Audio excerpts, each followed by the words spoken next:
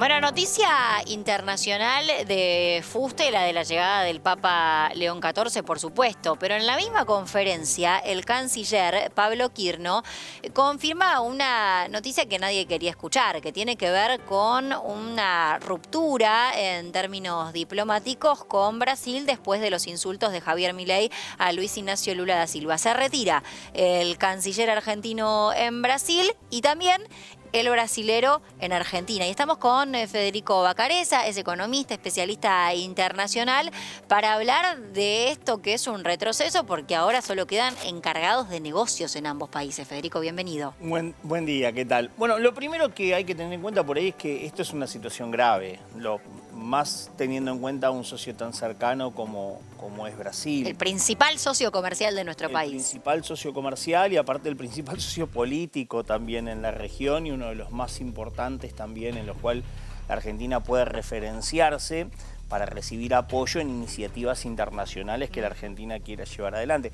No es lo mismo el peso que tiene Argentina, el peso que tiene Brasil. No, claro. El apoyo de Brasil te puede impulsar o te puede obstaculizar de una manera muy fuerte.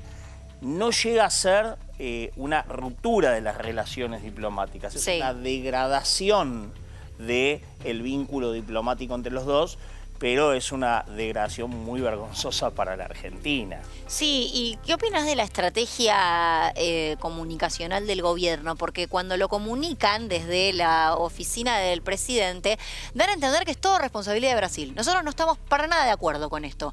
O sea que tras los insultos, para ellos debería haber seguido todo como estaba. Lo que pasa es que a esta altura no es lo mismo por ahí las opiniones que el gobierno podía verter en 2024, en 2025, que la valoración social que tienen hoy las opiniones del gobierno frente a una evidencia que es prácticamente incontrastable. Yo el otro día lo escuchaba a un diplomático argentino decir, no, las relaciones comerciales no se tocan.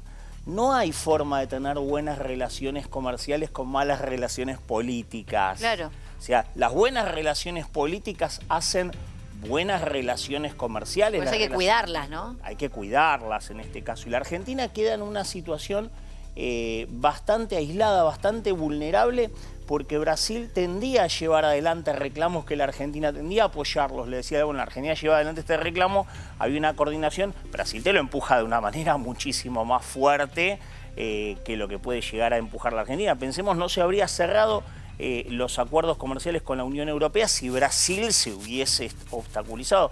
La Argentina tiene en cierta medida una dependencia muy grande de Brasil en ese sentido. No solo en lo comercial, sino también en la política internacional. Y ahora apuesta todo, entiendo, el gobierno a que en las elecciones de Brasil, que son en octubre de este año, triunfe Flavio Bolsonaro y no Lula da Silva. Las elecciones siempre son, digamos, una moneda en el aire.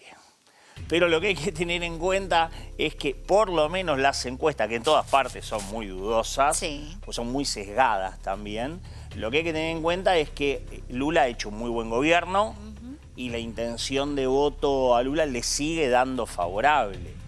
Para el gobierno hubiese sido una apuesta muy fuerte apostar a Flavio Bolsonaro como se lo hizo y que Flavio Bolsonaro no gane las elecciones. Bueno, no lo sabemos, o sea... Es como decís, la moneda está en el aire. Es una moneda en el aire, pero los números, por lo menos estadísticamente, le vienen dando mejor a Lula que a Bolsonaro. Pero entonces, con más razón, uno no entiende la estrategia diplomática de Javier Milei, si se puede utilizar el término diplomático, ¿no? Porque lo que escuchamos, digo, para quienes... yo entiendo que está todo el país al tanto de esto, pero para refrescarlo, en el caso de nuestra audiencia, Javier Milei estuvo en Brasil apoyando en una visita que no era oficial, sino más bien ideológica, a Flavio Bolsonaro por compartir las mismas ideas, y califica a Lula da Silva de ladrón y presidiario. Bueno, igual las calificaciones que hoy te haga Javier Milei, creo que una cosa es, como decimos hace un ratito, una cosa es la valoración que nosotros, que la opinión pública, que los analistas puedan hacer de las valoraciones de Javier Milei en el 2024. Sí. Totalmente. Y las mismas valoraciones que se pueden llegar a hacer hoy. Yo el otro día lo escuché hablar algo sobre los periodistas, que eran terroristas. Y una cosa es... Todos son terroristas también, personal de salud, de las universidades. Somos todos terroristas, ¿no? En este caso. Pero en el 2024 por ahí hubiese tenido un peso. Hoy por hoy Ya no. Lo que pueda llegar a decir Javier Milei, creo que no es tomado, digamos, muy en serio, como que pueda llegar a tener una trascendencia mucho mayor a su histrionismo tan particular. No, pero cuando uno lo ve desde el punto de vista del gobierno de Brasil, volviendo a eso, hubiera sido raro realmente que desde el gobierno de Lula no se tome ninguna decisión. O sea, dijo eso en su territorio, independientemente de claro, la importancia, la relevancia que se le puede dar. ¿Tiene como lógica para vos lo que ocurrió? O sea, los pasos a seguir que adoptaron. Yo voy a contar algo, digamos, personal que me tocó con la Embajada de Brasil en octubre del año pasado. Sí. Resulta que me invitan a una reunión en la cual estaban los principales líderes de las cámaras comerciales, cámaras industriales, habla el embajador, habla el jefe de negocios de la embajada, habían líderes empresariales brasileños, esto fue aproximadamente en octubre del año pasado, y el embajador frente a la dirigencia de la Unión Industrial y frente a la dirigencia de CAME dice, bueno, les agradezco por haber venido, todo, pero la relación diplomática con la Argentina hace un año que está rota. Mira. Ya estamos hablando de octubre de 2025, usar ese término para un alto diplomático como es el embajador de Brasil en Argentina, dice que la diplomacia ya estaba rota, el vínculo diplomático ya estaba rota hace un año. Esto termina siendo un poco la consecuencia algo que ya ocurrió. De una relación que ya venía muy mal y que venía de varios años mal. Brasil fue tolerando en cierta medida, fue teniendo tolerancia hasta que llega un momento que dijo, bueno, ya hasta más de este punto no te voy a seguir tolerando, y esa decisión que se llevó adelante es perjudicial para la Argentina.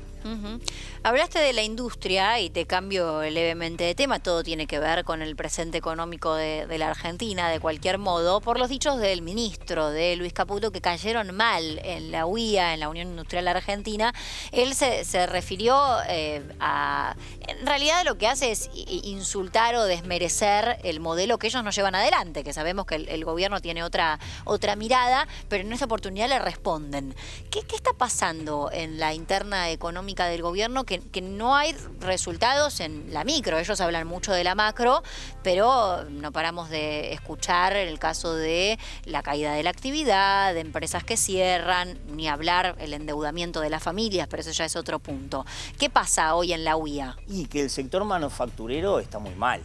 Y pensemos que de más o menos 16 sectores que se miden en el estimador mensual todos los meses de actividad industrial, tenemos 16 sectores, los cuales solamente están funcionando 2 o 3, que más o menos 1 o 2, pensemos minería y el clúster de producción de oleaginosas, por ejemplo, son los 2 que están funcionando por ahí un poco mejor. Lo mismo también mide el estimador mensual de actividad económica. La industria manufacturera y el comercio son los que vienen peor. Y en la Unión Industrial tienen un componente de pymes muy, muy fuerte. El presidente de la Unión Industrial, Martín Rapalini, es un confeso aliado del gobierno, fue alguien que siempre llevó adelante discursos favorables justamente en su momento a Cambiemos, posteriormente al actual gobierno, pero la verdad es que la presión que se viene ejerciendo desde las bases, desde los sectores pyme, desde el cierre prácticamente de 3.500 empresas manufactureras en Argentina, todas desde pequeñas y medianas hasta grandes empresas que dejaron de producir en la Argentina en este lapso de tiempo. Pensamos que neumáticos no se produce más, ya se ha dejado de producir, bueno, hay un montón de pérdida de capacidades industriales que desde las bases vienen presionando para que haya algún discurso un poco más crítico, porque el silencio en una situación de mortandad empresaria e industrial tan grande, el silencio termina siendo cómplice. Mortandad empresaria, me quedo con ese término, porque desde el gobierno y a partir también de la falta de reacción se puede seguir insistiendo en cuestiones como que el gobierno diga, bueno, hay empresas que cierran, pero hay empresas que abren también. O sea, se atajan de datos cuestionables a partir de que la balanza comercial por estos 2 o 3 sectores que vos mencionás les da equilibrio, pero cuando en realidad la realidad viene siendo otra y los protagonistas son los que la están marcando. Claro, el tema de qué se cierra y qué se abre. Cuando uno mira el balance. Mira, si quedó positivo, quedó negativo. Se mide lo que se cierra contra lo que se abre. Pero yo que él me llamaría silencio, porque si tenemos que comparar lo que se cierra, que son empresas con trayectoria, con funcionamiento, con dinámica, con tamaño de mercado, lo que se cierra contra lo que se abre, que son importadoras, que son de 1 o 2 personas, en la cual se trae mercancía y se acumula en un galpón, lo que se cierra contra lo que se hable, yo sinceramente si fuera el ministro ni lo mencionaría. Sí, no toquemos ese tema. No. Pero por eso es preocupante el silencio que ha guardado Martín Rapalini en la Unión Industrial Argentina, que ocasionalmente sale de vez en cuando a hacer una crítica, pero ya más que nada por la presión que se le viene ejerciendo desde las bases, pero ante un silencio que prácticamente es muy esporádico. Uno prácticamente no ha visto apariciones de la Unión Industrial Argentina. Si uno lo compara con la década de crecimiento, de expansión de la industria local en Argentina, 2003-2015, esa etapa de recuperación que tuvo muy fuerte, sobre todo en el sector pyme, uno encontraba una unión industrial que inclusive era más activa, que inclusive era más crítica hacia gobiernos que en cierta medida les eran favorables, con gobiernos que les son absolutamente desfavorables. Los números, no hace falta ni siquiera discutirlo esto, los números le marcan que son absolutamente desfavorables. Hay un silencio prácticamente sepulcral. Y bueno, sepulcral básicamente pues, el grado de mortandad empresarial y de despido y de pérdida de puestos de trabajo genuinos en el sector empresarial es récord. No se tiene registro de esto por lo menos los últimos 25 años. Bueno, y de estas pocas apariciones, de estas pocas respuestas, tenemos un fragmento. Vamos a escuchar la respuesta de Martín Rapalini, una de las pocas, a Luis Caputo, al ministro de Economía. ¿Qué decía? Lamentablemente, algunas de las industrias mayores a 300 kilowatts están sufriendo aumentos que rondan el 500%. La verdad es preocupante por la actividad económica del sector industrial, es compleja y estos costos que encima no son previstos porque el costo de generación lo sabe a mes vencido, es imposible poder trasladarlo a precio porque claramente si no hay actividad como estamos trasladando estos costos a precio va a ser imposible. Es un tema bastante técnico, es un tema de la Secretaría de Energía de la Nación, de la desregulación del mercado eléctrico, de la quita de subsidios, de la quita de los topes también de subsidios en meses de estacionalidad de invierno. Y esto se dio una ecuación muy compleja, que es que en los meses de invierno donde se importa gas o se importa gasoil para generación, que la generación ya de por sí térmica es mucho más costosa porque en el invierno las hidroeléctricas no tienen el mismo caudal. Se da también un momento donde los precios internacionales son muy caros asociados a la guerra. En este contexto los dichos del ministro Caputo tampoco ayudan. No, bueno, claramente no. La verdad que criticar y encima de esta forma tan cruel a empresas, a gente, bueno, no solamente a los dueños de las empresas, todos los que trabajamos en las empresas, que día a día nos levantamos, que tenemos esa mirada de invertir, de producir.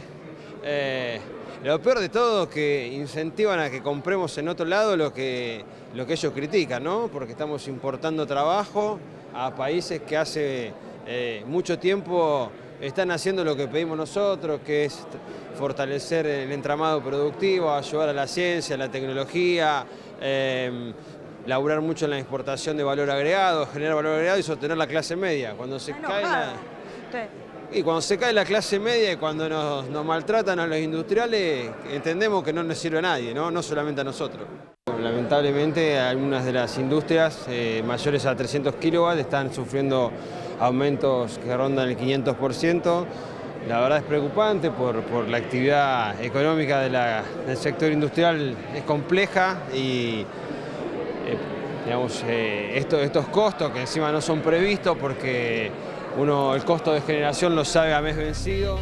Bueno, era Martín Rapalini, claro, Caputo dijo los tarados que hablan de la industria, después dijo no me refería a los industriales, me refería a los que defienden ese modelo económico. Federico, conversábamos mientras lo escuchábamos de la realidad de los jefes de empresas que tienen a cargo a un montón de familias y que realmente no ven la salida. Bueno, yo, por ejemplo, lo comentábamos esto hace un ratito, sí. Off the record, podríamos decir. Yo trabajo mucho con dirigentes empresariales, con dirigentes medianos, grandes de empresas industriales, los cuales tienen un pasar económico, o sea, mucho más holgado del que puede llegar a tener la mayoría de las personas. Nunca, ni aún en situaciones muy complejas, los he escuchado con una voz atormentada, podría decir. Siempre los he escuchado, bueno, esto lo vamos a solucionar. Lo que me preocupa es, inclusive cuando ya a este nivel, los empresarios manifiestan determinadas emociones o miradas, digamos, negativas o preocupantes que le queda. Que yo le digo, el otro día le decía a un colega mío, ¿qué nos queda a nosotros que estamos más abajo? Sí. Son personas que han tenido, que tienen una trayectoria, y que el que menos tiene 200 familias a cargo. O sea, y todo esto está impactando de manera directa, no indirecta, de manera directa sobre el empleo, sobre el trabajo, sobre las condiciones de empleo. Y lo único que podemos escuchar, lo único que escucho del gobierno como respuesta es un insulto, es una degradación, sí. Es un maltrato. Los números siguen dando muy negativos. Yo me guío por los números, no me voy a guiar por lo que diga el gobierno, me guío por lo que los números me están explicando, y los números están dando realmente muy mal, especialmente para el sector industrial y especialmente para el sector de consumo. Bueno, a modo de respuesta también a una de las últimas declaraciones de Javier Milei, que cuando le preguntan por el endeudamiento, por casos particulares de familias, él dice, yo no me guío por sentimientos. No. Eso no me quepa la menor. No, eso seguro, pero además los datos marcan otra cosa. El nivel de endeudamiento de las familias está en niveles históricos, o sea, jamás ocurrió en este punto y no hay respuesta. El nivel de endeudamiento de las familias es el nivel de endeudamiento de las empresas. O sea, no es solamente el lado de la familia, sino el lado de las empresas, que hoy por hoy, aunque a veces se habla de, cuando llega el último año de gobierno, de abrir un poco el grifo de los pesos hacia el mercado, ¿no? Que siempre lo llaman plan platita, pero lo llaman plan platita cuando va destinado al consumo o al sector doméstico, pero no lo llaman plan platita cuando va destinado a un RIGI, por ejemplo, que es mucha más plata, podríamos decir.